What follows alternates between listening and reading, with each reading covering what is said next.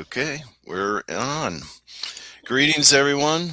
This is Paul Brennan, author of Twilight of the Teutonics, and my guest here is Tino von Struckman, actor, director, producer, historian, and explorer extraordinaire. Well, if you So, start by telling people I'm an actor, that will lose me all credibility and all other matters from that. Thanks. well, it's there. They look you up. They're going to be seeing all these, you know. No, I was younger. I needed the money for college, damn it. yeah, damn it. Though I mean, the budgets were kind of, but you did, I think you really kind of did well with the budgets you had, with some of I the just wanted to productions. prove that you can make movies on what you can mug homeless people for. And Right, right, that's what right. we did. So So anyway, so Tino is going to have a book coming out soon, and so I guess maybe give it a title, and I could maybe talk about mine. Since maybe you have some questions about it too. I don't know, but anyway. So what's your book? the next book that's coming out is on German Assault Gun Brigade 236. Oh, Uh, okay. So it's was it? It's the historical group, like the unit through the whole war. it is. It's not one of those big impactful books that will change the world. We'll write that one next. It's simply a book about a German assault gun. For of course about the assault gun concept, the platform, how it works, how it operated, how it's set up, and Hmm. then this specific unit was or brigade was set up in the early years of the war. Um, as the attrition grew on the Eastern Front, specifically to be deployed there. Hmm. And this was going how they were equipped, how they were put together, how they trained, where they pulled people from, their deployments from. Basically, I dug up the unit diary written by the commander and or Hmm. the various commanders, and some of the letters from the soldiers. And I thought this is really interesting to see how just an everyday today, nothing glamorous written at the time of the war, not written afterwards, no self-grandizing, none of that, but sharing the victories that they happened, the losses as they occurred, going through how it was presented or how they wrote down their memories as they happened of the Hmm. day, basically the unit diary, day by day of the war until the end. And then a little bit about the Sitzkrieg, in the beginning of the war on the French side, on and one of the soldiers' diaries, and just go through the events on the Eastern Front as they pertain to that unit. It was just very, very interesting to see, and it's just a different perspective. And most have not heard of these guys or their individual heroics or losses, and it's you find something that's interesting to share that's little told of. So what type of guns did they use in their unit? Just to be kind of clarifying. They were all on that. They were had the short barreled howitzer on the initial Stokes, and then went up to the 76 on both that and on the Hetzer. They were equipped with the Hetzer before they went to Hungary, or when they were inserted in Hungary in 44, 45. But it Yeah. was basically the long barreled assault gun that interesting enough that the Swedes picked it up afterwards, but they were feared enough by the Russians that Well, yeah, they generally were. their numbers were more than 10 to 1, and Russian tank crews were told to not don't get into it with an assault gun because it's low, it's sleek, they have time, and they were incredibly good with that their gunnery, but they also had incredibly good leadership. They had really good commanders that really cared about their soldiers, and you'd find the commanders out front. Hmm. Uh, Germany during the Second World War lost more generals, more officers in combat than any other nation. I believe the numbers than all other nations put together. The Yeah, German I mean, it officers, sort of it kind of proved how they were able to keep things up all the way to the end. yeah, You know what I mean? They just, it'd be like one guy would just take over because that's how they led. You know, you know, it really is all about all you know. about being allowed to take initiative if you have information. And Mhm. I see, I served in two different militaries, Mhm. ours, and as I was born in Denmark, the Right. Danish army. And the Right. Danish army took over a lot of lessons. A lot of militaries just took the lessons from the German armies, the structure, the command, the training from the German army World War II, because they were just really good, and Mhm. it fit the mindset. And so you could say I was raised in an army of post World War II German military influence. Mhm. And one of the things that was interesting there was take initiative. It Right. doesn't matter what rank, take initiative, do something. Here's a problem, figure out what the solution is.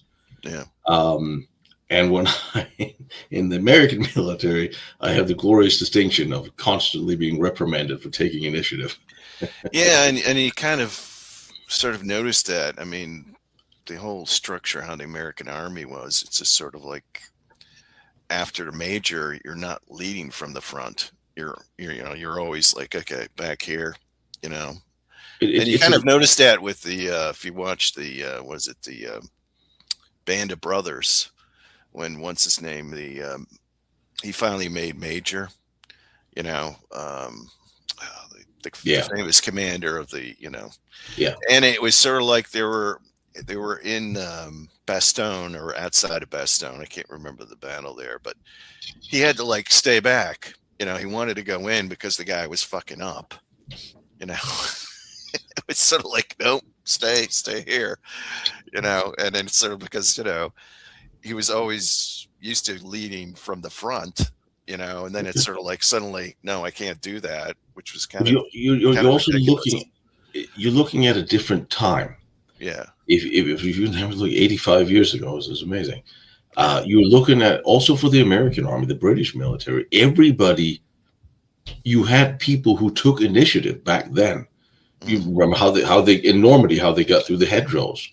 They were yeah, trying to figure out how to do it, and some guy with a yeah, welder on the yeah, on right. point there figured it out, That's and right. that you could allow to experiment and do things. And it's a little bit.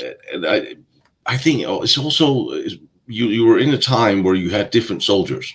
You Hmm. had different people that were recruited in the militaries across the world. You came from a beginning of an industrial age where a lot of soldiers, they came from a craft.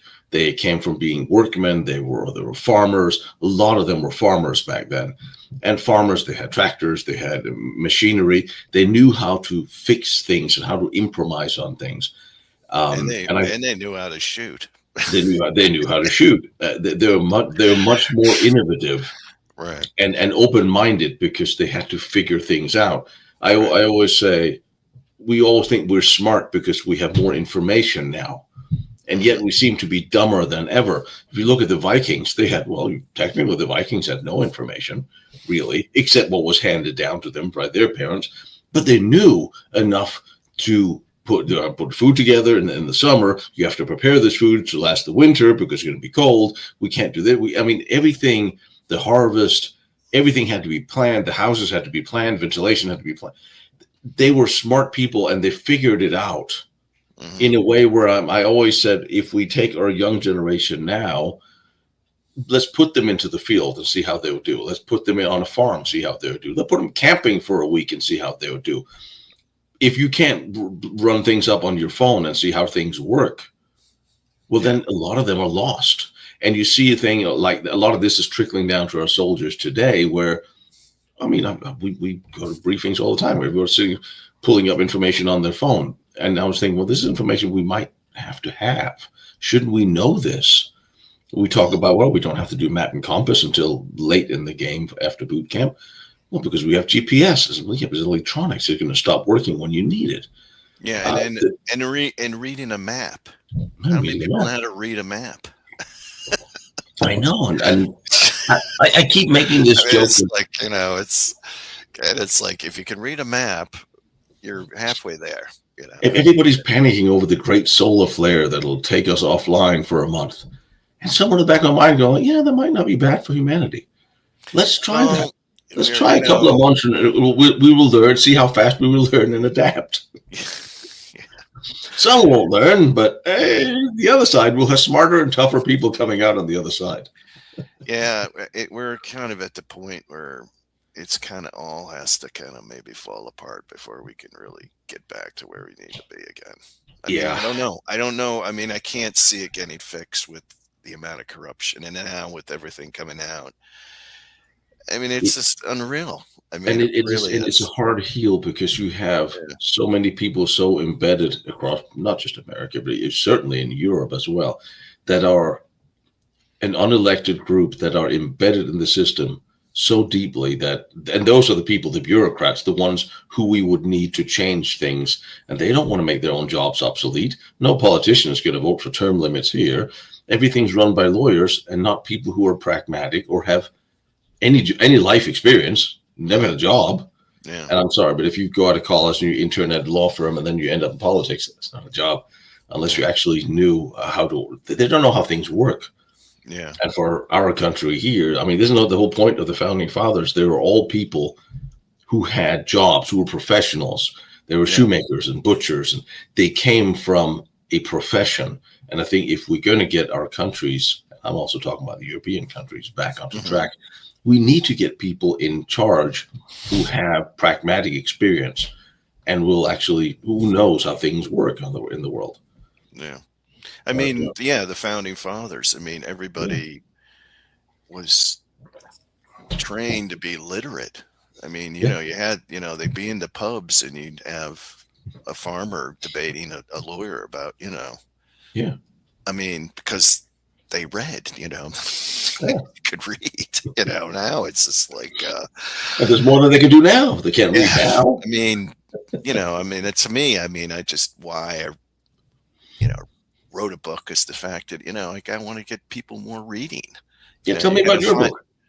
okay, well, I had this. Okay, I was going to Queens College back in, hold up against me or not, but back in early 2000s, I was going to Queens College. I graduated with honors. I got a bachelor's degree there, but in media studies and a minor in film. Okay, and I did Holocaust film studies there. So anyway, it was interesting. They had a really good library, World War II section in their library. So I would always kind of go in there and kind of surprised at some of the books they ever actually had in there. So I was wandering around looking at the books, and then this idea popped in my head. I was like, okay, German officer hiding his Jewish identity. Just kind of popped in my brain. I wrote that book and that script, didn't I?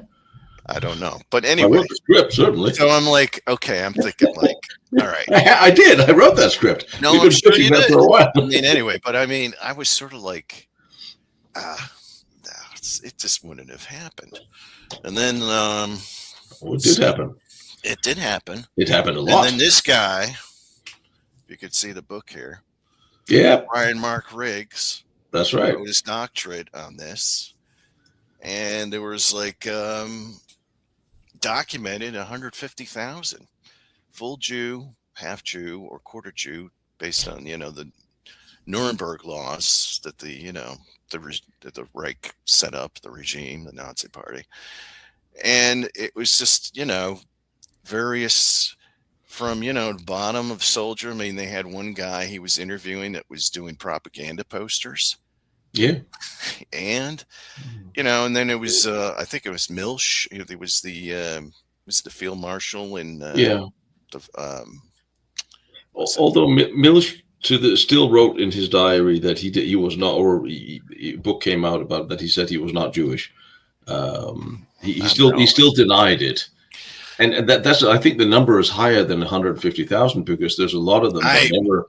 Yeah, right, Yeah. exactly. So that like intrigued me, and I was sort of like, then I thought, okay, I got a story to write, but I had a spouse who got cancer, things got bad, and I kind of, they got kind of pushed into the background, and then I was Life sort of, happens. yeah, and life happens, and I was Yeah. kind of like at this sort of crisis, sort of in my, you get that in the 50s, you're sort of like, what am I going to do, I wrote this book, Panic. and the character, he's like, he's in the Fallschirmjäger, he's in the paratroopers, and I have the whole thing with the Ibn Amal, he was part, Yeah. it's fictionalized character, but um, so, but then there's a family secret. So this is kind of like him maneuvering, and then there's kind of this sort of Game of Thrones stuff I kind of have in the background with Borman, and the whole banking thing kind of in the background. So that's sort of lingering, and he's sort of in sort of the, there's a kind of deal that's made, and then he sort of like is in the Fallschirmjäger, and then he goes into the Waffen SS, and then little, you know in the fifth the Viking division for a little while. Then he, kind of spoiler alert. There's an assault on a Wehrmacht officer, and then he's kind of like got to go do the Eisengruppen thing, and so it kind of goes from there. But it's kind of like this thing about identity. Who am I? What am I? In this, mechanism, and sort of it's weird because I kind of, since he has this thing where he finds this secret, it sort of propels him more into the whole realm in a way that he wouldn't see the war in a totally different way if he had just been like, a typical soldier, Yeah. So that was kind of the idea. And so I was trying to pull a lot of things together. I don't know if how successful I am, but it starts in 1944, the spring, and the idea of his fictional unit goes up to Normandy to do maneuvers with the sixth, the Fallschirmjäger Sixth Regiment, and then of course the Normandy invasion happens, but there's flashbacks of his life before, what's going on and stuff, what's happened to him, and so that's kind of the gist of the novel. It's So, very, very interesting because the novel I never had published. I wrote it 15 years ago, mhm. and I still feel it needs one more rewrite. You know that story, the thing when someone just needs to come take it from you, bash you over the head, and then publish it? Because if you ever give it up, you're never done. Well, I'm yeah, there you 15 go. years later doing rewrites. But it should probably just go because what I wanted to do with that was I took all the historical events and I made up a young SS officer, or Mhm. he became an officer, and his Jewish girlfriend. I started before the war because those two people are imaginary, but Mhm. everything they go through happened. All the Right. battles, all the stories, but all the different stories I tell through the novel happened to other people, to different people. But Right. if I tie it together to them, because what I wanted to try to explain was to the generation today, I wanted to try to explain why, because they always ask the question, why did they do it? Why did they join the SS? How could they stand? How could they do this, this, and this? So I try to see it through his eyes. Um, That's what of I what, was doing. Yeah. It's yeah, saying like, what would but I do if I was him? yeah, It's one of those, and you're getting, you can't really. This is what I think about these things, but it's in hindsight, I guess. But hard to judge. You got to be careful with judging people because they were put in these circumstances. What would you do? You know what I mean? Very you hard to see it. say. You know what I mean? I mean, a lot of hey, like no, I wouldn't do that, and da da da da da. But Yeah. hey, when you get in these circumstances, Well, you see, you especially know, today, when there's no understanding of what the time was or who the people were, you see this constant condemnation. Oh, these evil Nazis, this evil SS. I'm not saying there weren't evil Nazis. That's not the point. Point is, you have to see it. One thing is through their eyes, through their lives, but you also have to see it through their time. right? Just like when people they talk about slavery, oh, that's the ultimate evil, slavery. 200 years ago, 300 years ago, well, it wasn't unusual. You're right. And so people go, how could these people, like the founding fathers, some of them had slaves. Yeah, everybody did because, well, that's kind of what you did. And it wasn't seen that way then. You see it through today's eyes, Hmm. although, let me point out from having written other books about it, there are more people sold into slavery today than there was 150 years ago. So maybe instead of whining about what happened 150 years ago, they could get off their ass and start doing something about helping those who are in slavery today. That's my Right. I opinion. mean, it's like every group has been enslaved historically Yes. at some point or another. I mean, it's The just, Irish. You don't see yeah. the Irish complaining. Well, I'm Irish. I'm of Irish I background. figured you were. I'm like, I mean, maybe our skin color maybe helped us a little bit, but I mean, it just like, I mean, it's just amazing It's just like the amount of the world is attacks and, always. I mean, incredibly, the somehow or another it was just like, we have to get rid of these people. You know, it happened to be the race that I came from, and sort of like you see this kind of thing, and it's like, well, it doesn't have a racial connotation per se. I mean, it's just No, I mean, we don't want this group for some reason at this point in time because I don't know, we want the land and they're in the way and whatever it might be. I well, mean, I mean, it's economics. I mean, there's always look at India today and the caste system. right. I mean, is that any different? For Yeah. what? For what? I mean, there's. But again, if you look at if we talk about what's going on today, it'll just be a nightmare, a tragedy. But the one thing I try, if I do lectures for young people, try to make them understand that things were seen differently, like 85 years ago. You were in a 100 or 90 years ago as things started. They go, how could you vote for Hitler? Well, what was the alternative? It Hmm. wasn't a battle. And you see everything. They always see things in hindsight. Well, look at what he did. Well, he hadn't done anything in 1933. You just said he was a better alternative than the communists, which he probably was, which is why all the financiers and the bankers, including several Jewish banks, financed his campaigns. So obviously, he seemed like a better point. You And can't go, well, nobody in 15 And years, he's going to do nobody, that. yeah, and nobody understands what was going on in Germany right after World War One. I mean, it was Very few people, nuts, yeah. I mean, absolutely crazy. I mean, it yeah, was just like, so it was just like anybody would say, let's stabilize, you're going to be attracted to. I mean, yeah, it could happen here if, God forbid, if this thing goes into a kind of chaos mode and you got this kind of charismatic, like, say, ex-veteran who can say what you want to hear, but he's got maybe some other ideas about things. You know what I mean? You never know. You know what I mean? It's gonna like, but at that time, and actually, it was funny because if it wasn't for the crash of '29, they yeah, might not have won. They yeah, weren't doing too well politically. yeah, So I mean, it was just kind of like this thing where it was sort of like they were on the edge, they were biting their nails, and then yeah. it was the miracle, the crash. Nobody's going to have any jobs anymore. Perfect. We're going to run in, and it was just like, here they It's are, and it's just kind of like, that's kind of how sometimes it works.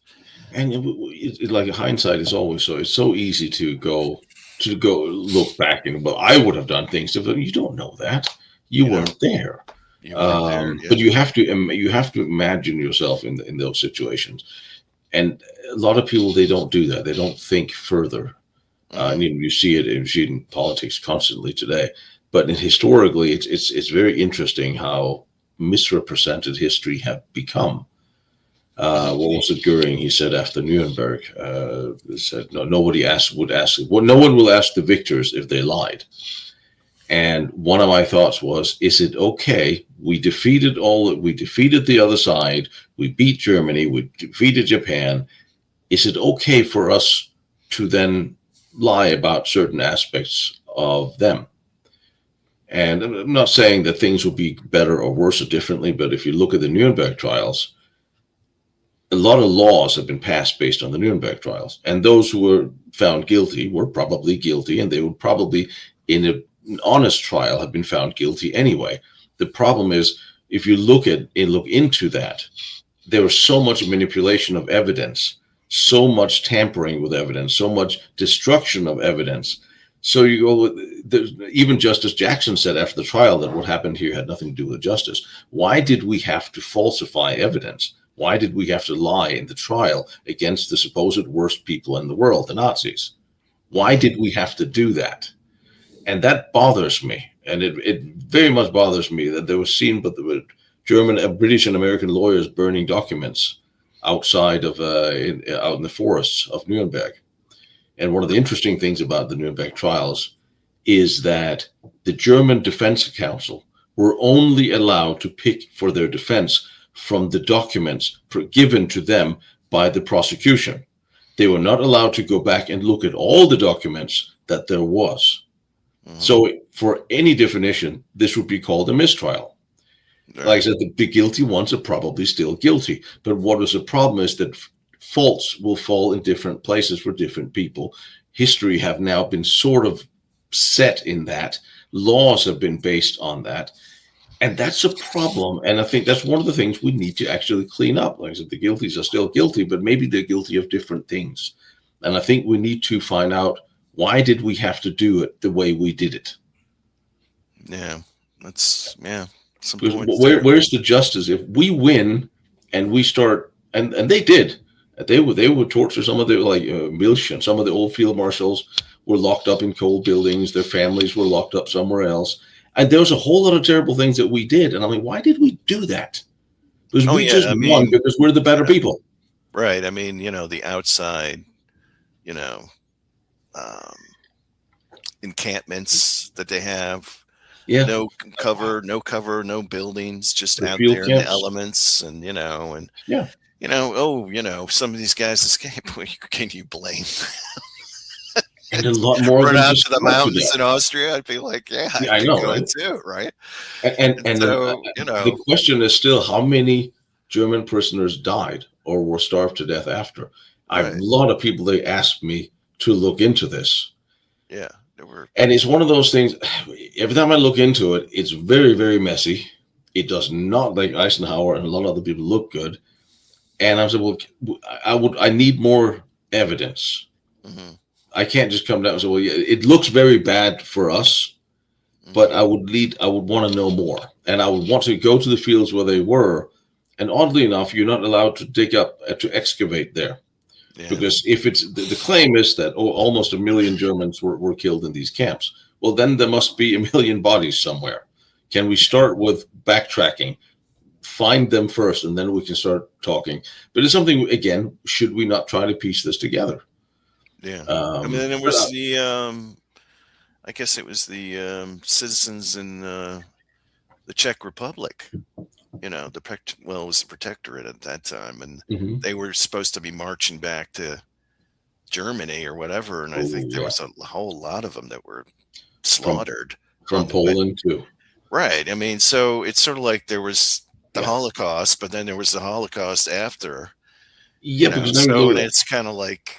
And that was women, children, and old men for the most part of it. Right. Yeah. So it's sort of like, so it's kind of like, and then, the occupation on the, the East in Berlin, the women what they had to go through. It's just, it was horrendous. I mean, just, you're probably going to be raped once or twice a day, possibly, I mean, you were in the wrong place. I know. And it's and you have, the Germans have apologized ever since, to the point where they probably have managed to destroy their country at this point in the name of denazification.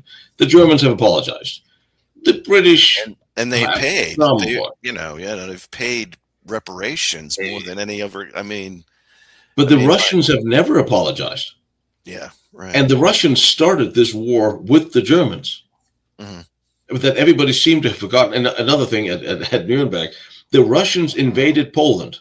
They did a deal with the Germans to invade and split up Poland. They did a deal together. Ribbentrop-Molotov Pact. They signed it. It was in the newspapers. Done deal. The Russians came in a couple of weeks after the Germans started, which was very smart on Stalin's part, because he let the Germans go first. Everyone declares war on Germany, and then he could say later, well, we came in to try to help.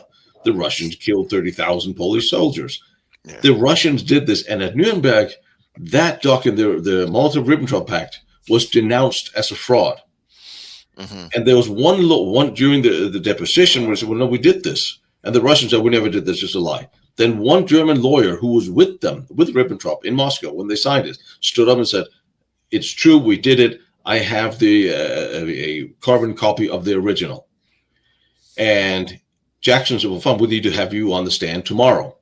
And then somebody got to him because the next day he couldn't remember and he was probably mistaken and he didn't know. So, Yeah. of course, somebody got to him. So the Russians, they got away. And then all the war crimes the Russians did, no one, have never apologized for it. Even the French, well, and the British and the American, everybody did things that were wrong that we apologized for. And shit happens in war. And that's just, I can Yeah. accept that because that is the way it is. And if someone tries to kill you or have occupied your land for 5 years and you're finally free, yeah, I could see you may not roll out the red carpet to let them leave. You may want to take revenge. I understand the human emotion. But the Russians have never apologized for anything they did. Hmm. And I think that is a little frustrating given what they actually did. Well, yeah, I mean, after the Germans were pushed back, I mean, you know, most of those people that were, you know, with the citizens that were in the German Yeah. occupation, I mean, they were, no mercy pretty much. Yeah. And that was also Czech citizens Yeah. and Polish citizens. Yeah. And all the citizens that Ukrainians, women, everybody who was they were supposed to liberate. Right. I mean, war is messy. Yeah. I mean, it Um, was certainly, I don't know, the whole, it had those racial undertones with the Eastern Front. But, if yes, they had been smarter, if Hitler had been smarter, he would have just, because like I said at first, and it kind of reminds me of what happened with Iraq. I mean, we went in and a lot of the Iraqis were happy, but oh yeah, then we kept the yeah, Abu or whatever that prison thing open, and we continued, and then the raids yeah, going on. And so, I mean, it was sort of like if we were liberators and the Germans were considered being liberators, definitely in Ukraine coming yeah. in. And, Oh, absolutely. they were throwing flowers on the troops or giving flowers to the troops. Just And like then, in Austria. right, right. And it was just the problem happened with, the Eisen group and coming up behind. And then that created that sort of, mess, Even that wasn't the you big know. deterrent because a lot of the Russians, the Eastern Europeans, did not have. And I'm not saying anything, but there was generally not a whole lot of sympathy for the Jewish population anywhere. They were not seen as the most Yeah, popular that's true, people in and the that's world. when it made it easy for the That Holocaust to yeah. happen there. I So for mean, them to run around and kill the Jews, which is where I think that most of the Holocaust was, people that were shot in shallow graves in the East Front. yeah, That wasn't it. It was more when they started, and they all got along, especially in Ukraine, quite well until okay, now things are going bad. We need food more for our soldiers than you need for ours. mhm, Now we're going to have to take your stuff. right, And at that point, the Germans sort of did the same thing the Russians did. I'm sorry, you're going to have to starve because I need to feed my soldiers. yeah, and War is that's. war. It's kind of shitty, but But then, that's what, it's funny because if you read accounts going in with our own Revolutionary War, that thing happened all the time. oh They yeah, come in a farm, they take it over. Well, we oh yeah, need all this food. It didn't matter. I mean, the British might have been a bit more, a bit like, sorry, but we have to do this. Our guys just come in and just, hey, sorry. just taking it. And this is what Well, the happened, Germans' march you know, was horribly devastating. so. So I mean, there's war is just messy, Yeah, um, it's and something that you should try to avoid, yes, and all other ideally, thing, and then of course, if this is what we have to do, this is what we have to do. yeah, But and it's all wars seem to be on the most side banker wars, and yeah, I mean the manipulation of the banking going on, and well, we need a change. These guys decide to make a change, and then it feeds into whatever conflict we have but next. isn't that how the system defends itself? Right, It either crashes the market or it starts a war. right. It seems to me that from looking at the ones who built the weapons and set in motion the Franco-Prussian War, just to start somewhere, are the same people that funded and armed up both sides for World War One, and there's the same people that were in charge of the industrials and the banks and for World War Two, and Mhm. now they were international, and you see the same people being in charge today. You see the same banks and the same corporations and the same law firms names pop up in relation to the high profile players involved in every war and every conflict or politics ever for the last 150 years. So it's Right. very hard to not see there's something there's a red thread amongst the same people doing the same things. And that's why it's getting a little worried that now that we're looking at a world today that will change, and it has to change. Otherwise, and whether you like our president or not, sometimes you need a bull in a china shop. Well, Um, I mean, maybe it would take, as much as I say, maybe it takes one of their own to bring the whole edifice down. yeah, I mean, and maybe and that's why. you I need it mean, and I was sometimes. thinking maybe we could, with this thing, the whole thing with QAnon, was there like a group of intelligence that was sort of like embedded within the CIA and maybe in the Pentagon that was sort of like we've been co-opted. We need to figure out how to get this I mean, infiltration out. And so they went and they had all the goods on him. And so you're going to run for president and you're going to do this for us. And he probably was like, from okay. everything I can I don't see, from know, what I know, also, if you look at the Pentagon today, just to grab one of them, right. you have two sides in every agency. You have two sides in everywhere throughout the system, certainly also in intelligence, that are on opposing sides. Right. You have it, if you look at the pen, you still have the Obama Biden holdovers or hirees that are sabotaging in every in the Pentagon today. It's Mhm. not that you have now you have new department heads, you have a new chief of staff, you have a new head of the Department of War, and now things will change because you still have the middle managers in every level sabotaging what the new administration is trying to do. That I know from the people I know who work there, all the way down to not letting people in because you don't have the wrong pass. So now you have to drag it out for 3 weeks before you can enter the building and go to work. Stupid thing. So yeah, I think there certainly is fractions within the intelligence community across the board. There of one of continuity of the old school, and then of the new. Right. And only God knows what the CIA have actually done and is actually doing, because it does seem they're operating as a state within their own state without any oversight. No one, including their own director, probably have any idea what they're actually doing. You look at when Kennedy uh, fired Dulles. Right. He didn't stop being the head of the CIA just because he got fired. He just moved into his house in Georgetown and ran the CIA from there, circumventing the new director. Nothing changed. Yeah. So Right. today, even though you can have Trump can appoint whoever he wants as the head of the CIA, it is so compartmentalized and doing its own thing on a national and international scale. And just the fact that the CIA is doing things nationally, they're not supposed to. And I keep hearing things that the FBI is doing internationally. And like, what that's not your parameters. That's not what you're supposed to be doing. What are you actually doing? And Right. people they talk about the Epstein thing, obviously, and they're focusing on the horrible sex trade with minors. But that's not the big thing with Epstein. The big thing is Epstein is his involvement with the CIA dates all the way back to the Iran Contras.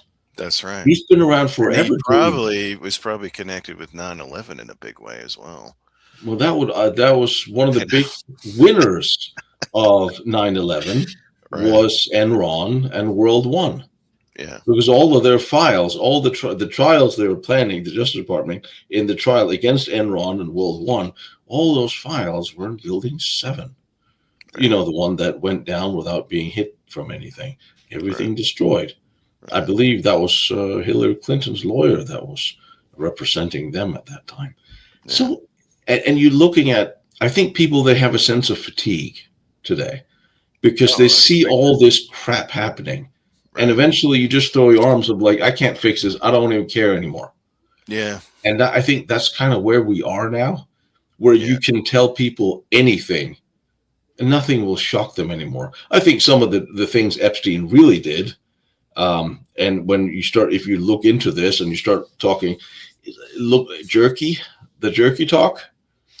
I'm like, I were they eating I've people heard good? of the yeah, well, the jerky's the new pizza, I guess, or Yeah, something. from Pizzagate to the jerky to the thing. Were you actually eating children too, or because that's sort of how that reads that document series? And I'm like, I understand. I understand. This is much worse. All of this is much worse. Oh, But yeah, there's so of many people course. that'll fall. So, Well, I hope it doesn't, I like pizza, and maybe you like jerky. I hope it doesn't affect that industry, well, as because long as it comes from everybody's going to be animals. associating these things with, oh my God, you eat pizza? I mean, it's What, nothing what, to do with it, but I mean, what was I You know saw? what I'm saying? I mean, it's Yeah, kinda like this, people associate these simple things with, but it's just a coded thing for something, and can it's we like identify? like rainbows. I like rainbows, but, it's been now, I mean, this group has taken Yeah, over now they just this. pissed me off. Yeah, right.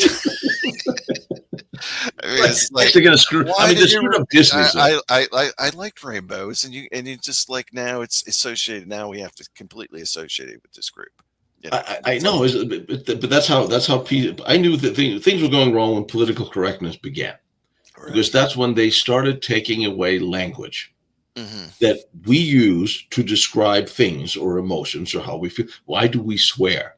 We swear to underline an opinion, a statement made as an adult of how we feel, how we expressly feel about something. Um, and PC correctness came as, no, you can't say this, you can't say that, you can't say this, you can't say that. And then we reinvent new words, and then the words change. And then eventually, well, we can't have a conversation without you being perceived to be offended. Where I just, like, I don't really care what you say. If you need to be offended, then I could be offended at everything most people say in public ever, but I could also just ignore it and move on and do something else. Right. Watch cooking Well, shows. yeah, like the origin of comedy, especially here. I mean, we were the king, the center of comedy is American. I mean, Well, it's kind of, and the fact is that was the whole idea of it's a release valve. You need yes, to have it. Then people start just want to kill each other. So you yeah, have this forum where you could just need to say what needs to be said, and then everybody's like, yeah, and we'll laugh at it. yeah. It's it. I mean, it's just that's it. Just looking at it as a It release. was funny because But I mean, everybody's like, oh no, no, no, no, no, no, no, no, no. Oh, we had I got hired by two very liberal, a young liberal couple, very liberal, lefty from Seattle, that wanted me to do a war movie for them. Two of those people have very little world experience with real people, came from their academia, and so we were filming in Alabama, and it had all my people, my all my extras, all the military and actors, all the veterans came in to film some of the battle scenes. And as they were sitting in their little thing where they're doing their paperwork, as people that were trickling in, we would greet each other like, you know, men in the military does. And that is traditionally not, hey, how are you doing, my friend? It's more, hey, you fat fuck. What you look like? What things like that? What are you oh yeah, pregnant? terms And of endearment, right? Right. terms of endearment, Right. we would love each other as brothers do, and they would constantly. When I'm sorry, is there a problem? Are you going to fight? Is there like they had no idea throughout the shoot? They had no idea that we actually were. They thought we were always fighting. Like, no, it's my best friend. What are you talking about? Um, Yeah. it was to me. It was interesting to see how different we are, because we don't even speak the same language. We Yeah. don't have the same understanding of language on the two sides. Mhm. And if we don't start now, we have converged, divided as far as we possibly could over the past 10, 15 years. We have to start coming together and agree on, well, this is funny. So let's stop with what we can be divided by. Let's find out what can bind us. Comedy? Now comedy is divisive. No, we got to stop this. It's like, can we agree that the British baking show is good? Okay. Just That's one. Okay, can we agree the grass is green? No? Okay, fine. Find something else. But we have to start coming together and agreeing on the common sense things. I was actually thinking about writing a book with a definition of common sense, but I'm pretty sure everybody would be offended if I did. Yeah, right. That's right. Anyway, but yeah, I mean, it's I mean, we're in a trippy place. I mean, at least there has been a kind of a pushback, and maybe we can get back to a balanced position. I don't know, but it's so long when you have a certain group that's been in position, in power for so Yeah. long. I mean, it's like 30, 40 years. So they're, you know, you're just not, it's not going to go away overnight. So, I think the distrust that was sown during COVID has yeah, been healthy right, because a lot of people woke up to the fact that the mainstream media they always trusted had spent a year lying to them. right. And a lot of other things have started to come through that well now we're at the point where I'm sorry if it's mainstream media then it's probably the truth is probably the opposite of what they said. The Europeans haven't quite come round to the fact that sorry but they're really not telling you the truth yet, but I think that's a healthy realization.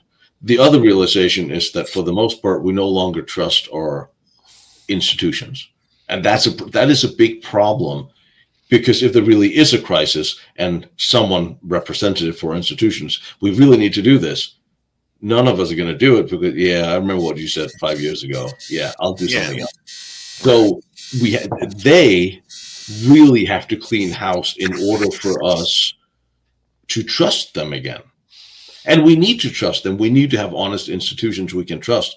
But for us to do that after how they have shown themselves, they need to clean up really seriously and visually.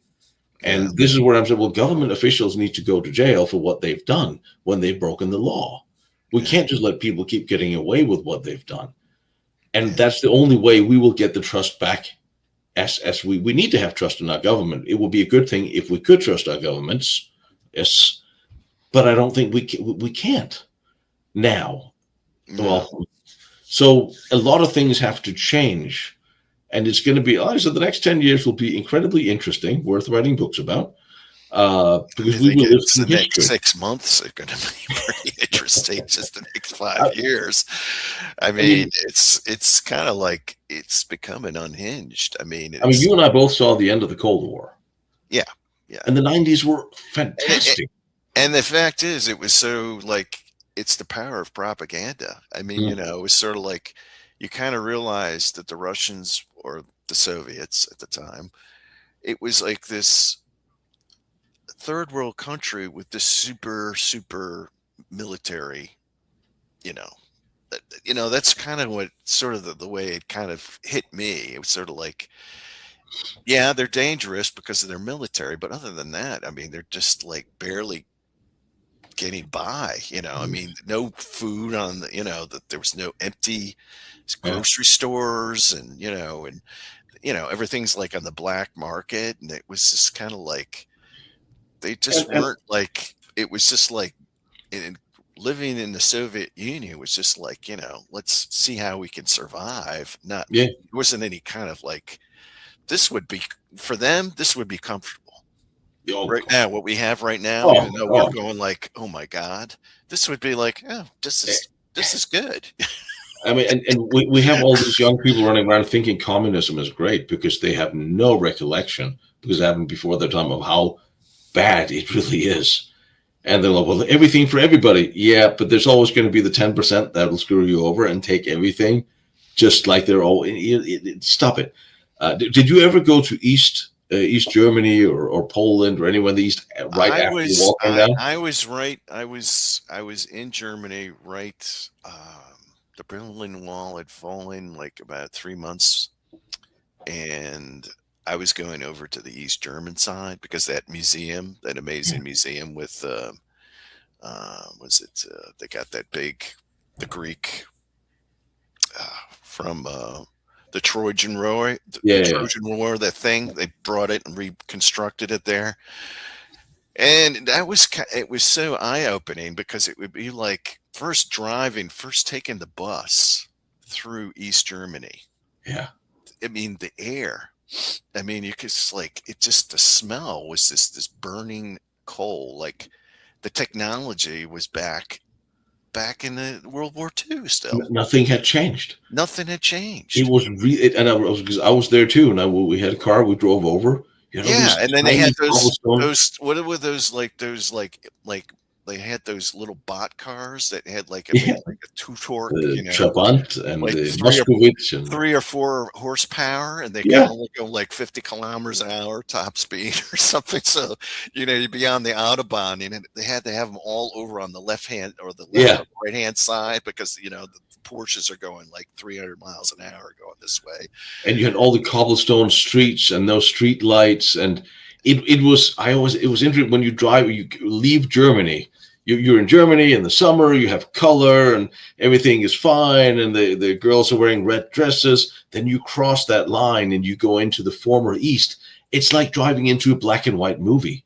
That's Everything what is it, just yeah, great. and that's the thing, and then it's like that, you're on that highway, that bus going to Berlin, right? And it's like it was all fenced, so you're Yeah. in this kind of like this fenced in thing.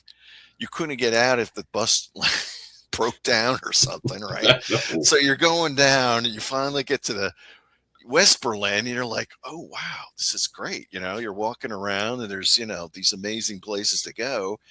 Then you go drive. Of course, you could drive over then to the east side, and it was just like, oh my god, what the hell? I mean, it was like another world. It really was. It was like you And then the stepped off. architecture with the communist architecture, like the box houses and all this. I'm like, I mean, it was just like no aesthetics No at all. storefronts, Yeah, no big right, windows with stores. right. You know, Um, but I'll tell you one thing, and I've written that into my bucket list. If Cuba comes around or Iran comes around, hmm I want to visit, right. and I want to visit almost as soon as it. When they denounce what would happen, how would it happen in Cuba?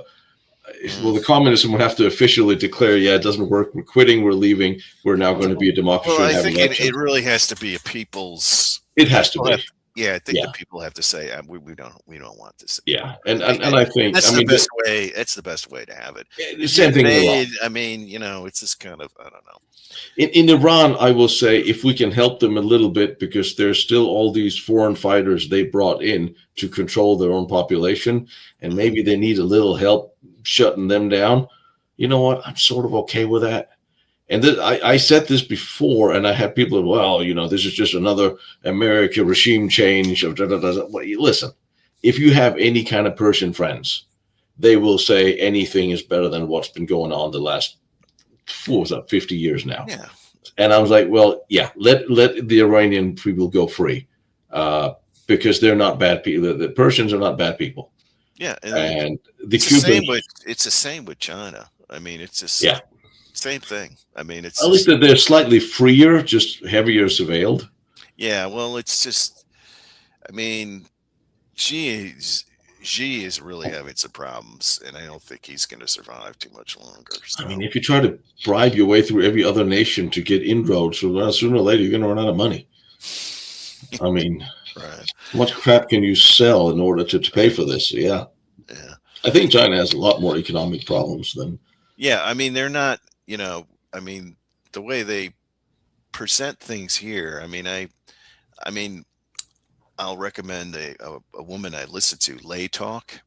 Hmm. She really has some insight in how it works there. I mean, it's just kind of this calm presentation of, the inside of how the whole, CCP or Yeah, the I the think whole I thing follow her works and too. what's going on with G. I'll send you a link to her, and I think she does talk about their banking and so on and so forth, oh because I yeah, think I follow her too. yeah, and it's just like they're not doing well. I mean, No, they're not. I tend to I agree. mean, we're not doing well, but they're really not doing well, and it's just and then he's trying to hold on to power, and then he supposedly put the most famous general in Yeah, I and remember that.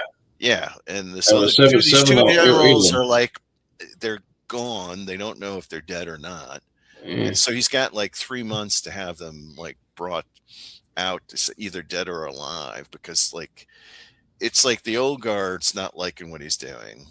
And I know he's kind of like, he's a bit of like Trump there. It's interesting. It's kind of weird, but I mean, I understand some, and that's another thing people they very much misunderstand is some cultures, and I know this may be a complete shock and surprise to many people, but and here it is, uh, people are not the same.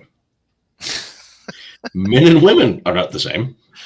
yeah, Don't panic. It's just ask a doctor. right. Uh, but different cultures, different people are sometimes very different. And some people just don't do well with unlimited freedom and democracy, if we could find it anywhere. Some people need a little bit more of a stronger hand to not lose their freaking minds. Like when Putin he took over Russia, Hmm. it was a free for all of gangsters and mafia and killings and crime. He was the right guy for the job at that time because he Hmm. got everybody straightened up, the bad guys locked up, and things turned around. Hmm. Granted, sometimes you just need that guy to come in and clean crap up. Um, China is a weird animal because of their politics. It's like a communist dictatorship, Well, it's a cult. democratic I mean, it communism type of thing. and it really is a cult. The whole, Yeah, way they'd with set North up. Korea. Yeah, it's kind of like that. And um, it's kind of, but I mean, it's kind of like, Xi would like to have the North Korean. He wants this, he wants to be an emperor. That's his main goal. And it's sort of Mm, like kind of like a North Korean style thing. And he's the top guy, and everybody worships him. And it's uh, just not. It's not really working. I actually thought a month ago or a month and a half ago when they had their big party congress, I thought it might be time for him to go.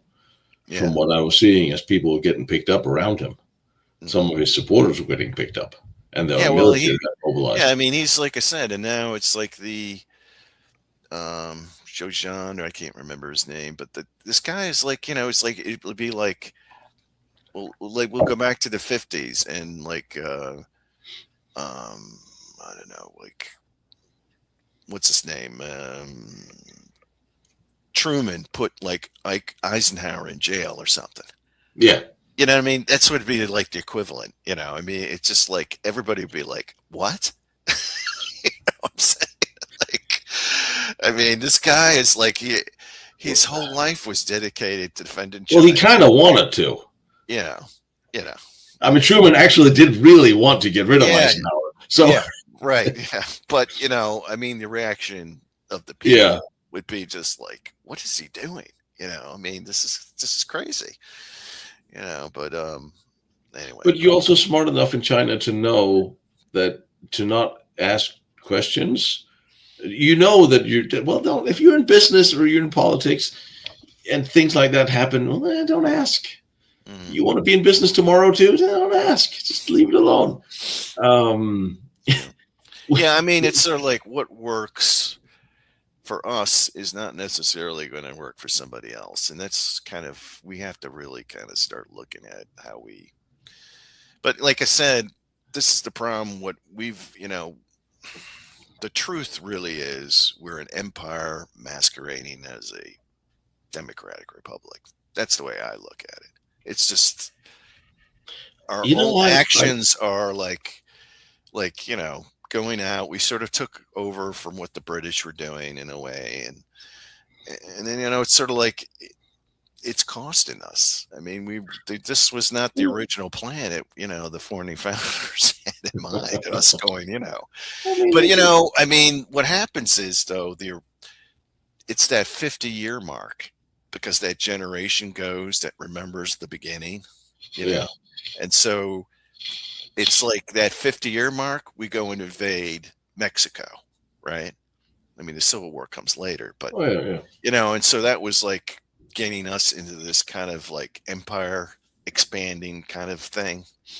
And then, now we've got to expand out to other areas. And, that kind of thing. But anyway, Yeah, yeah, it I see we're going back to, oh, what's the Monroe Doctrine? Is that where things are going back to? I guess, yeah, maybe, Protecting our hemisphere. yeah. I did, however, I very much like Rubio's speech to at the security summit yesterday or 2 days ago. I will say Rubio is a very smart cookie. He very much have surprised me. Um, but Hmm. I don't know if the Europeans are capable of change. I saw the was it Mertz? He came out and said a couple of weeks ago that Germany, maybe a month ago, that the Germans had failed. They had uh, destroyed productivity and had too much bureaucracy, and things had to change, and they had to be more productive and reduce bureaucracy. And I'm saying, I'm sorry, you're German? Are you sure you're German? Because you invented bureaucracy. How would you even begin to change in Germany? You're going to be, well, first we have to establish a committee to determine how to reduce bureaucracy. So we have to establish another government organ in order to, we have to hire some private consultants to figure out who to hire and what the parameters are. And we have to put it out to solicitation and bid. I'm like, come on, you're fucking kidding. Just start firing half of everybody and see if the job still gets done. I don't think the Germans, I don't think they're capable of turning around because they no longer have the mindset of, yeah, we need to do this. Let's just do it. Because everybody sort of knows what the right thing is and what needs to be done. Right. No one's capable. Yeah, I mean, it's probably I don't know. I mean, when you think of historically, when owns the poorest leadership in Europe, I mean, this is kind of feels like one of the worst times. I mean, it's just, I mean, there's no like, nothing like, I mean, they're really pathetic, you know? Yeah, Yeah. they really every. I see this as denazification for 85 years. Have now gotten to the point where Germany has are no longer allowed to be okay with being Germans. Hmm. So we have to replace them, and everything bad that happens to Germans, that's fine. If it's a foreigner who did it, that's okay. Poor foreigners. We're just still evil Germans. So evil Germans. Now we can't give much to our retirement. We'll give it to the new people. I see this complete reversal of priorities to the Hmm. point where I feel, well, is this because you were once said, well, we're proud to be Germans, and so now it's still. They seems to have completely lost. If a nation loses love for itself, Yeah. if a nation have leaders who does not love their nation, their culture, their country, they shouldn't be in charge. And I see Yeah. the same thing for here. If you have politicians who True. only speaks ill of the country they're politicians in, they Yeah. shouldn't be in office. If you hate your country so much, leave it, but Yeah. leave it alone. Right. And that's Well, one thing is the EU push that now they're all EU politicians. They are not German politicians or Austrian politicians or French politicians. They're EU politicians. And EU is not a nation, yeah. although Himmler wanted it to be, and these guys want it to be. But you can't forget your nation state. And that's what they're forgetting where they came from. Right. Um, well, let me ask a question that's sort of a little, maybe a slightly related, but a little different. Dare Tiger. Have you seen it? And what did you think about it if you have seen it? The tiger? Yeah, the new movie about the Tiger tank crew going on a secret mission. Haven't seen it. Oh, okay. I haven't seen it either. My friend's seen it 3 times already. But Is it a it's a German movie? it's a German production, and supposedly this Tiger tank crew has to go and behind enemy lines on a secret mission. That's I it's saw a trailer from it. I saw to see the trailer. yeah. But it looks. My And friend said it was pretty good, so I don't know. I have to. I have to. It's on Prime. yeah, well, we should both watch it and then have a chat about where we can pick it apart because I'm Yeah. pretty sure there's going to be stuff that'll have me standing up yelling at the TV. I don't know why I think that, but usually when I see, again, Well, I mean, depending, from my understanding, well, we could for my friend who's like, he's a tiger aficionado. I mean, they used basically, I can't remember the Russian style tank body, you know. We got a T-34 built in Yeah, on a. yeah, Yeah, right, with the 88 on it, I guess. yeah. Sort of what they did with was it back in the day when we had the movie with Clint Eastwood. Can't remember the. Yeah. Yeah, Oh, Kelly's Heroes. Kelly's Heroes. Yeah, Yeah. that was they did the same thing. Yeah. Tigers were had the the T-34 with the the top with the 88 on there. No, the Tiger I had in my movie, it was an old T-34. That was the same Tiger that was in Saving Private Ryan. Oh, One of really? my buddies bought it, so we had it in our movie for a couple of movies. Oh, that's cool, Um, man. you'd think if it's a German movie, they could Well, have I either did like just that knock them movie out. where you had the whole kind of parade go by. I mean, it was just like all the German stuff goes by. The American stuff comes in. It's like, that was pretty cool scene. I mean, it was funny because if you're sitting there and that wasn't actually part of the movie. I mean, it was part of the movie because we were all getting ready for a counterattack. But it was, we were setting up in the morning and all the armor was about to roll in or Hmm. roll off to set. So Hmm. they were all starting to rally and come out of that. I'm like, I'm going to grab the camera guys. Like, for fuck's sake, film this Yeah, because this is going to be awesome. And that's right. how we like, just film it, keep it, run with them, fuck off. Um, Sometimes you got to get. I told the new guy, film anything that moves every time it moves. Right. You never know what you need. So But anyway, but all right. Well, we're kind of going over about an hour here, but I was going to ask you.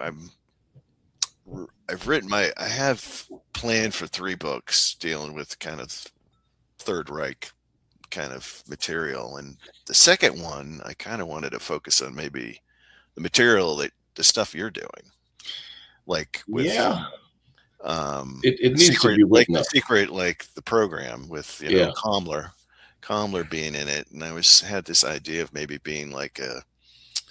I was thinking English, MI6 agent kind of infiltrating, in some way, like becomes like an adjutant, like a, you know, something like that. But, you know, it's kind of I like an mean, idea of it'd be fictional, but it would have a lot of some of the research that you're done, you know. Kamala had the same driver for years. You could write Well, it from yeah, I this was having perspective. this idea of, that it would start like near the end first, of course, and then, it kind of go back to how this guy gets into Germany and, and something like that. And then like kind of be like in the Wolfwaffe or something. That's where But Kamala started.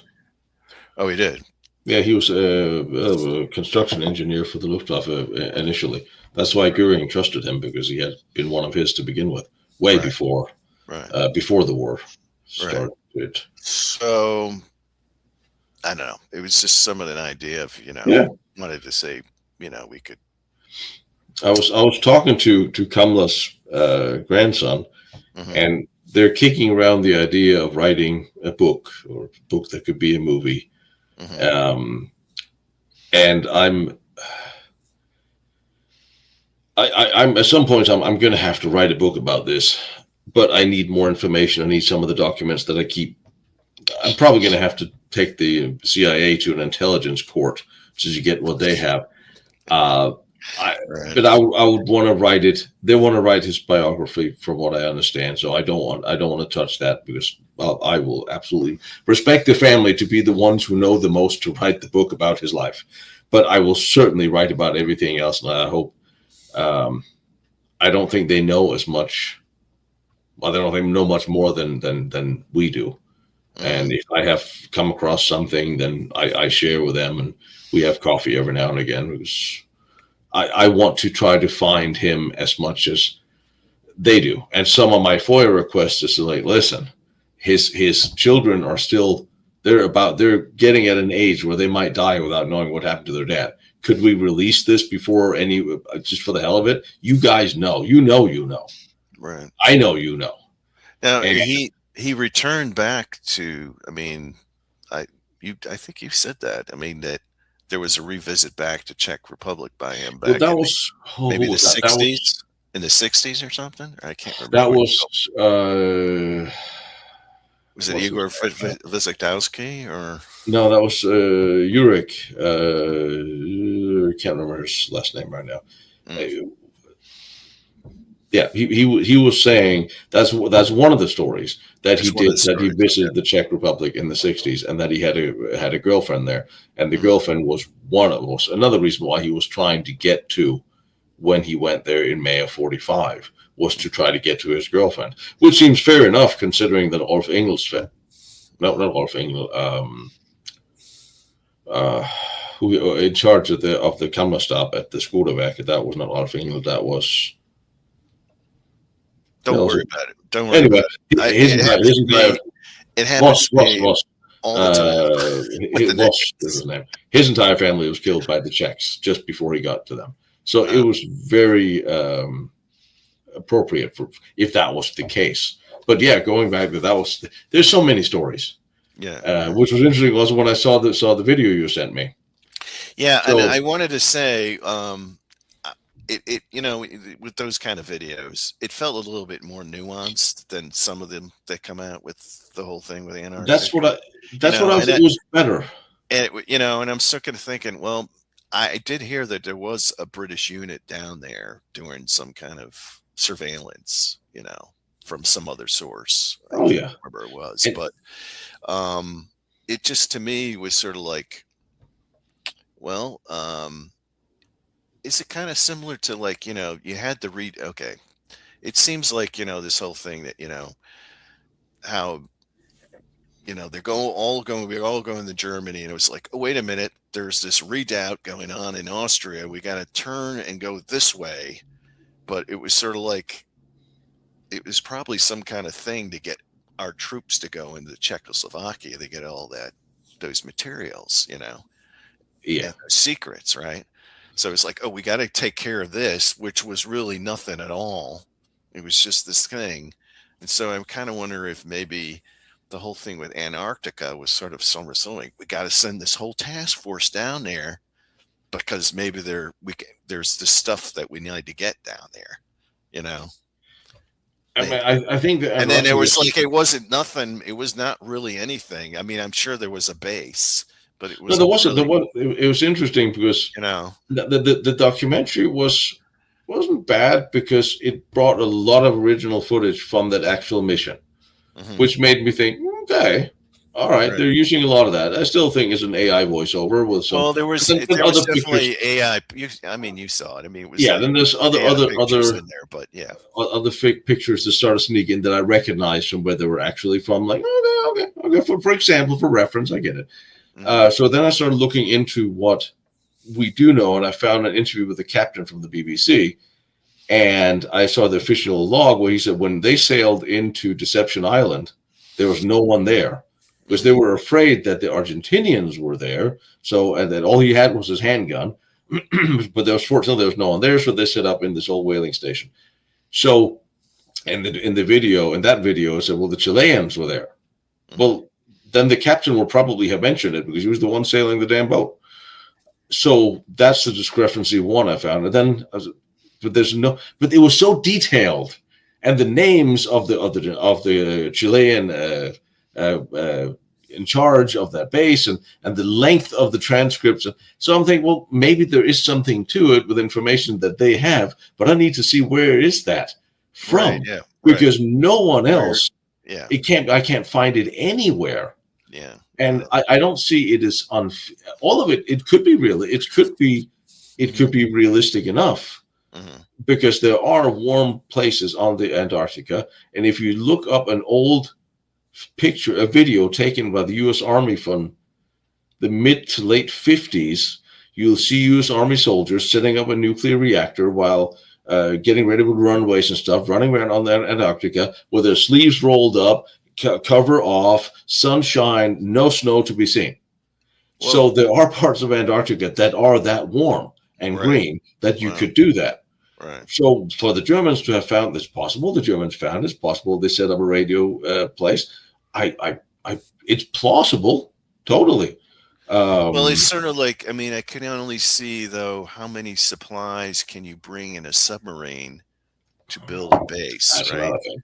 You Yeah. know, I mean, there's so much you could bring. I mean, I don't know if they could have brought any ships there, not unless there was some kind of arrangement with the Argentinians I bringing mean, supplies or building materials for the thing or something like I mean, that. the I don't know. Germans, the Argentinians, and Chileans were sort of on the same side.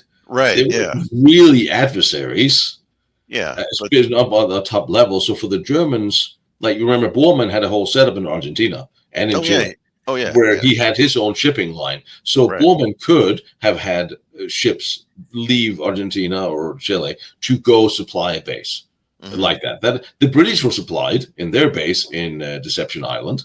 They Right. were supplied what every 2 months or something. Mm, So if the British could do it, the Germans could have done it. That I have no problem with that part. mm, Um, did you ever see what's her name? Ann Hughes.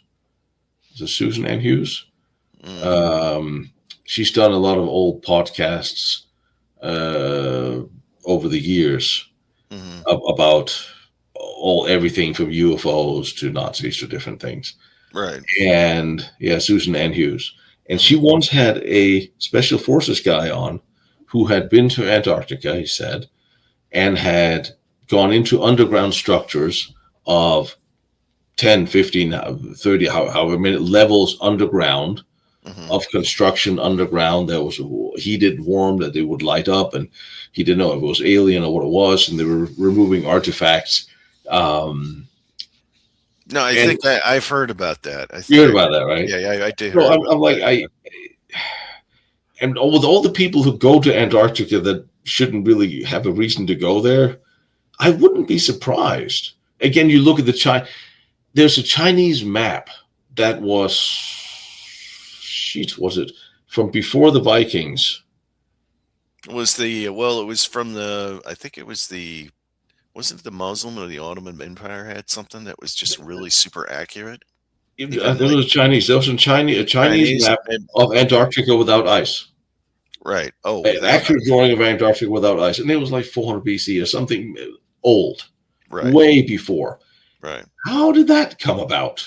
Right. So things like, and we Right. couldn't do that today because of the ice. How could they do it? Right. Right. So that there's questions. There's a lot of questions of what is missing, what are the holes, Mhm. and I'm intrigued by the idea of a previous intelligent civilization. Well, that's my thinking. You know, and it might explain some of the UFO stuff. That I, it's these I think previous civilizations, they went underground, it and explains a that's lot of cover-ups. right. And then it's just simply maybe we've had our governments have had relationships with these civilizations that kind of survived their downfall, and and they built these underground structures. I mean, I'm not saying maybe the hollow earth theory to a degree there Mm, might be some pockets of stuff where they could build underground I mean, isn't where that what they say? And the Antarctic is Atlantis, well and a that's country now on yeah, the. there's one guy that I think I've read him. I can't remember his name. I think Rand is his last name maybe, but yeah, he feels that Antarctica is Atlantis. Well, it, it it makes sense. Ten moved thousand years ago, it was it jungle, moved from what I yeah, understand. and it moved down there. It Yeah. just shift, and things shift all the time. So, So if they built in heavy stone, there might still be structures under the ice from that right. time. And some do, I mean, there are some things that the mountains look pretty pyramid, I mean, Mm. I can't say, Yeah, I saw some of the. Yeah. yeah. So, One thing I was intrigued about. Another thing that I remember, I read a book that was written in 1926, I think it hmm was, by an old sailor hmm who grew up in Louisiana, and he was sailing with his dad before the turn of the century. right. And he said in wrote this book that was written many many years ago, before any of this, that at a lot of the inlets in Louisiana they saw Egyptian mile mark directional markers, and then at some point in time, the Smithsonian came and removed them all for renovation and never been seen again. Like all the giant like skeletons and Yeah. stuff.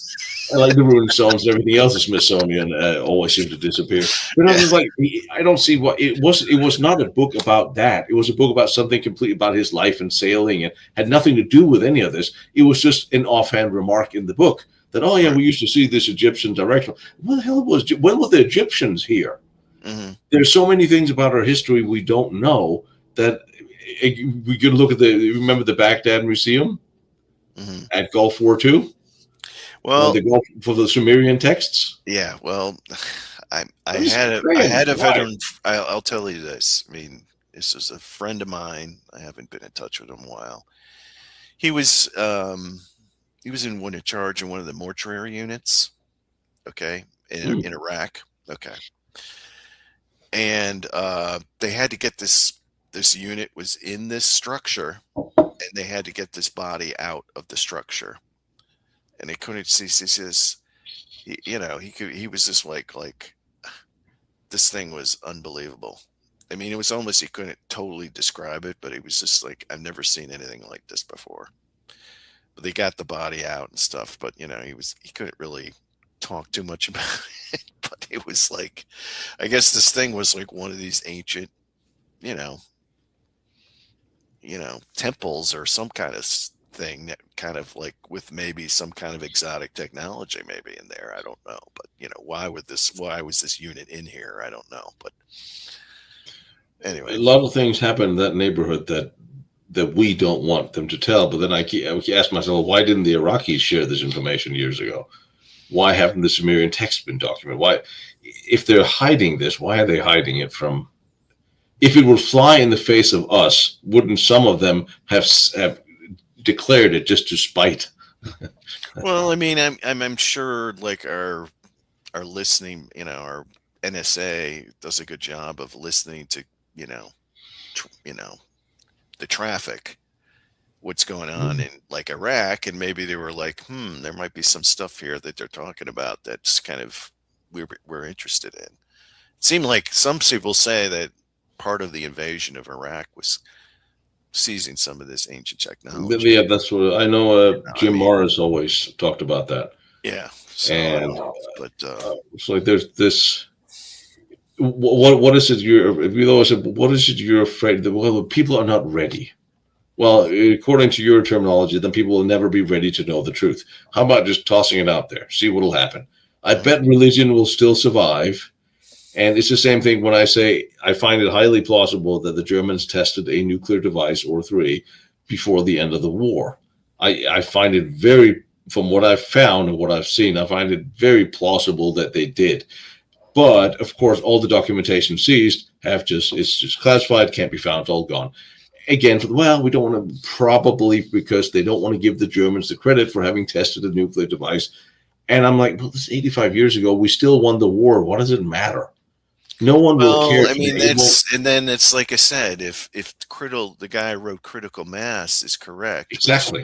that basically says, oh, we made a deal with them to get this Yeah. enriched uranium so we could use the bomb. And And again, it's sort of like, and then it throws the whole, the kind of narrative off that, hey, we never had this kind of like talking with, the Nazis at all, where it yeah, seems like it was a deal made yeah, and we got the uranium and then, and then, oh, some maybe got we'll off. give you, and then maybe, if you do what we say or, then you could get some more stuff. So, oh, Yeah. okay, and okay, so throw out this sort of intelligence thing. So, oh no, there's this rebound in Austria, and there's all these troops, and we got to get. And Hitler might be going there, so we got to go all the way down there. And so it's just like we'll just make this real quick swing to Czechoslovakia and see what they got there. But for Well, it's like there's nothing going on in Austria, and it's like. yeah, that's what the Austrians keep telling me. But I mean, I'm not saying, I mean, there's probably stuff there too. I'm not going to Oh, say there was there wasn't. definitely stuff Yeah, there. yeah, right. But I'm just I not going talked to the Russian our Austrian National Archive about access to the papers, the document, the research they have on what was in the archive on Beckerstal and Kellerbaum, some of the very large SS installations where they had research and production manufacturing. And I asked the archives in Austria, and they said, no, no, no, we have nothing to do with that. That was built by the Germans. We only have what the Austrians built. I'm like, half of the SS were Austrian. Now, it drives me crazy how the Austrians. I understand in 1955 they managed to make the Russians go away by saying, "Yeah, we were the first invaded. We had nothing to do with it. There are all these evil Germans that did this while we were on vacation. The Russians left them alone. Fine." After the Russians have left, yeah, we all seen the videos of the millions of flag waving Austrians when Hitler pulled in. Stop the whole innocent crap because it's really not flying. Yeah, right. Um, I agree with that. and it's been so long. Can we just get the truth out? Because no one cares. At this point in time, we're wondering if our politicians and industrial leaders are eating children jerky. Okay. So if the Germans had a nuclear bomb or not, it's really like, oh, that's almost like watching a cartoon at this point. Like, oh, Yeah. distraction. How gloriously interesting. What's happening today? Yeah, I was thinking, like, I think Igor's book, when he was talking about the how advanced the Germans had with the chemical weapons, right? Yeah. And I thinking they were using that as like, okay, we'll make a deal with you, but if you don't, renege on your deal, we're gonna spray this chemical right on, the front lines, and you're gonna lose like 200,000 men.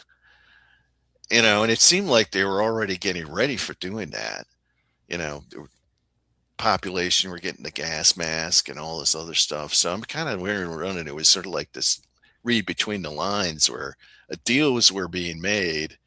So, hey, Well, I keep your mean, deal and then you will be fine, but, I mean, of course, it's hard to say that did Borman go with that submarine, or maybe it was Mueller who delivered the message to, like, what's his face?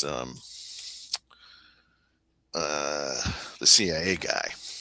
Dulles, yeah. And they made a deal. Of course they made, and I'm like, of course we made a deal.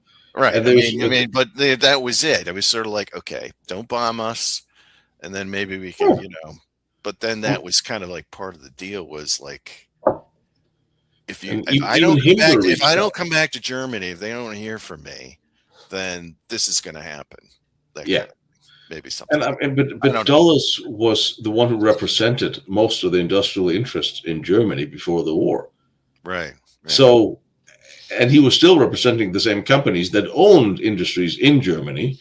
And when the war was over, the American industries who had companies in Germany, which had been bombed by the 8th Air Force, were compensated by the U.S. government for their loss and have their factories rebuilt. That's right. That takes a good lawyer to make that deal work. When the prisoners who've been working in these factories, they were asked, well, can we get paid? No, that's not a U.S. jurisdiction. You talk to somebody else. Wow. I mean, come on. Right. It's and all those businesses, assets, those funneled out of Germany at the tour from 44 onwards, that reestablished themselves after reparations and all that stuff had been taken, came back to Germany and rebuilt everything. I mean, it wasn't by accident. The same industries who started the whole thing, they survived. And they're still in business today for the most part. Right. And Dulles knew and represented them all. He was actually, I don't know if you know that, Alan Dulles and his brother were both at the signing of the Treaty of Versailles. They weren't a big fan of it, and the U.S. government never ratified it, but they were there. Yeah, they had a hand in all of this from all the way from before World War I and onwards. Right. And I'm sure he doesn't write anything about that in his self-biography. Yeah. The Dulles brothers were, they were a trip. Yeah. And then I think it was one of their cousins was the mayor of Dallas or something. I mean, it wasn't like some kind of family relation was in Dallas. Would not be surprised. Kennedy was assassinated. It was some kind of, I think he was sort of there was some family relation there or something like that. So I would not be surprised. And he probably worked for the Cromwell and Sullivan and Cromwell, the law firm anyway. Yeah. Like every other president. Right. Yeah. I mean, yeah, that whole thing. I mean, we were, I mean, it was just sort of like the industrialists were very pro-Nazi in our, in this country. I mean, The most of them were. communists are bad for business. Right. Yeah. So So, the alternative must be good right, for business. right. So it's sort of like Right. a lot of people don't understand that. Yeah. So, and then I always think communism was just the British Empire needed some kind of enemy. So why don't we create this enemy? And they had Marx create this system that would be, you know what I mean? It always feels like an empire needs an enemy. So we need to have some kind of system that needs to be Yes, fought. because You know, we all the Western powers worked with. Well, that's how did the Russian Revolution come about? Trotsky was living in New York, hmm and he was put on a boat, sent back. Well, he had a limo driver and everything, and he sent back to Russia. The Canadians stopped the boat and arrested him hmm because wait a minute, he's going to go back and start communism and stop fighting Germany, and they're fighting we're going to leave more Germans to fight our Canadian soldiers. Hell no! And the Americans said, no, you let him go. So they had to let him go. So Trotsky came because of us, and and then Lenin Lenin. and The Lenin Germans came from Switzerland, brought him over through the right. lines.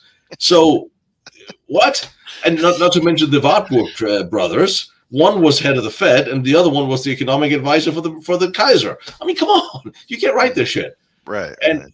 I'm like, when is normal people out in the world going to wake up to the fact that things are not black and white, No, they're not. Yeah. and Uh, start demanding some answers? I know no one's going to take to the street marching for historical answers, but this has been going on forever, and it's not changing. They're just no. changing faces. Yeah, that's pretty And much. democracy, that's a joke. Who has that nowadays? Yeah, not really. I mean, it's just like I said, it's a masquerade ball, It, kind of. But it it's is. ending. The party is ending now. I mean, it's kind of like it's it's kind of like I don't and then of course the propaganda is not working like it used to. So No, because no one's buying it anymore. yeah, right. So So, like I said, with the next years will be very interesting. they will be. Do you have gold and ammo? I have a gold IRA and silver, which is doing actually pretty good right now. So I'm At happy least it with that. would be, yeah. Yeah. It's So like have assets and plenty of munitions and some MREs. You'll probably be all right. okay. I'm in California. I have to fight my way back to America if something happens. Well, California is you probably fell in love with it when you moved there and you just said, "Oh, this is where I want to be." And it's how it's being run. I mean, if Yeah, it's if it was run by some decent people, it'd just be a it'd great it'd place be to awesome. be. Yeah, Would you? absolutely. I But mean, it's just I literally get nauseous when I see Newsom talk because he is such a murderous piece of garbage. yeah, That, it's yeah. and I, He's like the epitome of our political system. if I was going to You put write an a image movie, of like it's him. It's not really Trump because Trump is such a he's a loose cannon, but that kind of what they want as a like a this is the standard we want. It's him. You know what I well, mean? right or wrong, at least Trump says what he feels. Newsom will say exactly what he has been programmed to say. If That's I right. was going to cast for a corrupt politician, a slimy, corrupt politician, I would come up with a character just like Newsom Yeah. because he doesn't say anything that's true whenever his mouth moves. He is utterly self-grandizing. He's horribly lying. He's extremely corrupt. He swindled billions of dollars from homeless and everybody. They just raised in one of his Act Blue pacts $100 million for the victims of the fires on the Palisades. $100 million of people's donations. Do you know how much of that money went to the people from the Palisades? Zero. Nothing. They raised $100 million on the backs of the victims, and 100 all million. of the money went to political donations. And you know what the worst part is? It's legal. You can't Wow. even sue them for it. It is legal what they did because they never said they were going to give it to people. Yeah, that's So the 100 thing. million. I mean, they are so corrupt it hurts. So Yeah, it's yeah, it's and people they go like, well, how can you vote for crazy conservatives? Look at the alternative. hmm I Yeah. mean, wow, right? Yeah. Well, hang in there. I mean, Yeah, I don't know what to tell you, but they ruined a beautiful state. yeah, they That's all I did. can, I just think if we get voter ID passed and enforced, hmm then I think this would actually be a conservative state. hmm But I think I meet very few real lefties here. They're here, but I don't meet that many of them. And I think That's it. this would be a red state if it had honest elections. That is very interesting.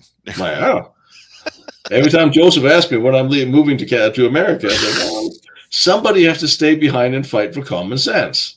So let's see. We get one more chance, one more governor's election chance. So we'll see. Okay. Well, you hang in there in All right, buddy. California, and Well, thank you, sir. and great. Finally, I think this was years in the making trying to get together and talk It's been to a each other. while, yeah. So anyway, anybody out there recommend? What's the title of your book again? Coming out in March. It will be Sturmgeschützabteilung Storm. two Okay. 236, Oh, 236. but it's not out yet. So let's see. Okay. I will let you know. And of course, mine is Twilight of the Teutonics. Please think about purchasing it and tell your friends. And I think I'll end it right here. All right. Let me All talk. right. I'll end it here.